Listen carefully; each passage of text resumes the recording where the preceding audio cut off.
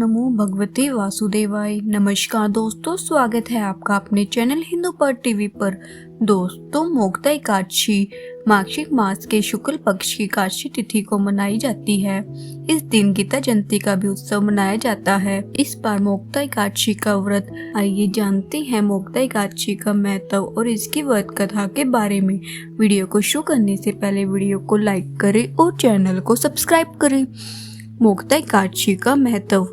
धर्मराज युधिष्ठिर कहने लगे, हे भगवान, मैंने मार्गशीर्ष कृष्ण एकादशी अर्थात उत्पन्ना एकादशी का सविस्तार वर्णन सुना।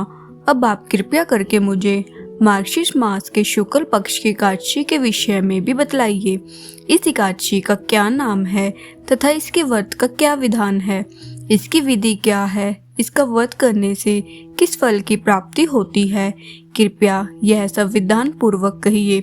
भगवान कृष्ण बोले, मार्गशीर्ष मास के शुक्ल पक्ष में आने वाली इस एकादशी को मोक्ता एकादशी कहते हैं। यह व्रत मोक्ष देने वाला तथा चिंतामणि के समान सब कामनाएं पूर्ण करने वाला है, जिससे आप अपने पूर्वजों के दुखों को खत्म कर सकते हैं।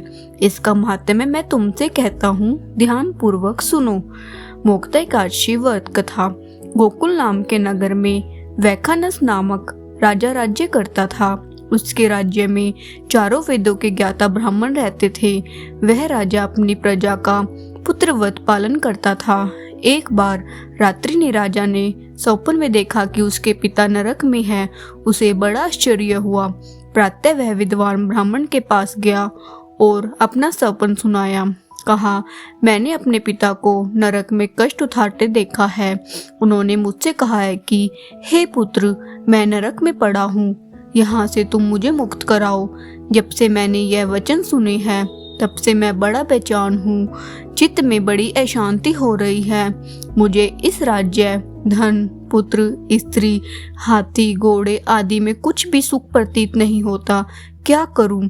राजा ने कहा, हे ब्राह्मण देवताओं, इस दुख के कारण मेरा सारा शरीर जल रहा है।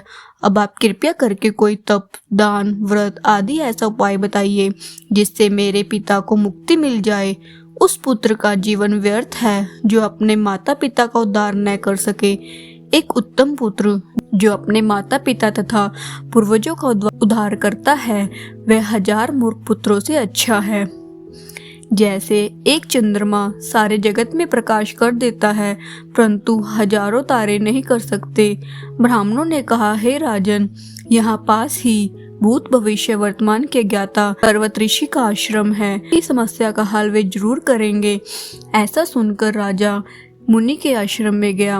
उस आश्रम में अनेक शांत चित्त योगी और मुनि तपस्या कर रहे थे। उसी जगह पर्वत मुनि बैठे थे। राजा ने मुनि को साष्टांग दंडवत किया। मुनि ने राजा से सांगोपांग कुशल पूछी। राजा ने कहा, महाराज, आपकी कृपा से मेरे राज्य में सब कुशल है, लेकिन अकस्मात मेरे चित्त में अत्यंत अशांति होने लगी है। ऐसा सुनकर पर्वत मुनि ने आंखें बंद की और भूत विचारने लगे। फिर बोले कि हे राजन, मैंने योग के बल से तुम्हारे पिता के कुकर्मों को जान लिया है। उन्होंने पूर्व जन्म में कामातुर होकर एक पत्नी को रति दी, किंतु सोच के कहने पर दूसरी पत्नी को ऋतुदान मांगने पर भी नहीं दिया। उसी पाप कर्म के कारण तुम्हारे पिता को नरक में जाना पड़ा। तब राजा ने कहा, इसका कोई उपाय बताइए।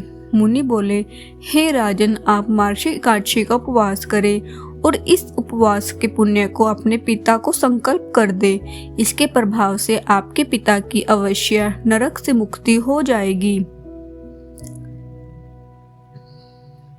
मुनि के वचन सुनकर राजा महल में आया और मुनि के कहने के अनुसार कुटुंब सहित मोक्ता एकादशी का व्रत किया। इसके उपवास का पुण्य उसने पिता को अर्पण कर दिया। इसके प्रभाव से उसके पिता को मुक्ति मिल गई और स्वर्ग में जाते हुए वे पुत्र से कहने लगा, हे पुत्र, तेरा कल्याण हो। यह कहकर स्वर्ग चले गए। मार्गशीर्ष मास की शुक्ल एकादशी की मोक्ता एकादशी को जो व्रत करते हैं उनके समस्त पाप नष्ट हो जाते हैं। इस व्रत से बढ़कर मोक्ष देने वाला कोई व्रत नहीं है। इस दिन गीता जयंती भी मनाई जाती है। साथ ही यह धनुमास की एकादशी भी कहलाती है। इस एकादशी का महत्व कई गुना और भी बढ़ जाता है। इस दिन से गीता पाठ का अनुष्ठान प्रारंभ करें तथा प्रतिदिन थोड़ी देर गीता अवश्य पढ़ें। बोलो विष्णु भगवान की जय।